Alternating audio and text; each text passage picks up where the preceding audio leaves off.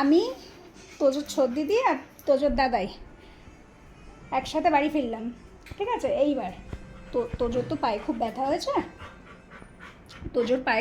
হয়েছে, ভ্যাকসিনটা নেওয়ার পরে। এই যে, কিন্তু তাও যে আমরা বাড়িতে ঢুকেছি হৌ হৌ হৌ হৌ করে ডাকতে ভোলে না, সেই বেলা কোনো কষ্ট নেই না মা।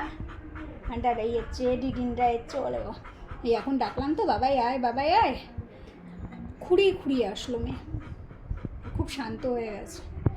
কালকের থেকে ভ্যাকসিনটা দেওয়া হয়েছে, সেই থেকে মেয়ে ভীষণ শান্ত, দোতলা পর্যন্ত উঠতে পারছে না পায়ে ব্যথার জন্য।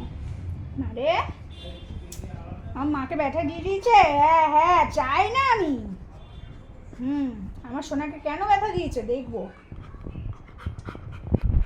কি হচ্ছে?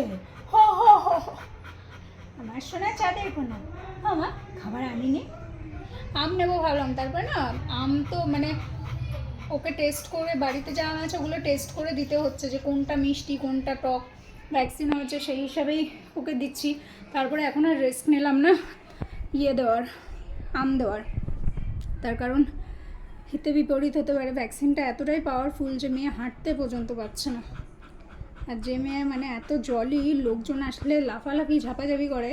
আজকে আমাদের বাড়িতে যে কাজ করছে সে এসে অনেকক্ষণ বসেছিল, কিন্তু ও মানে শুধু ল্যাচটা নাড়াচ্ছে, উঠে যে তার কাছে যাবে সেই শক্তিটুকু মেয়েটার ছিল না। আমি মুখ ধুয়ে এসেছি, হ্যাঁ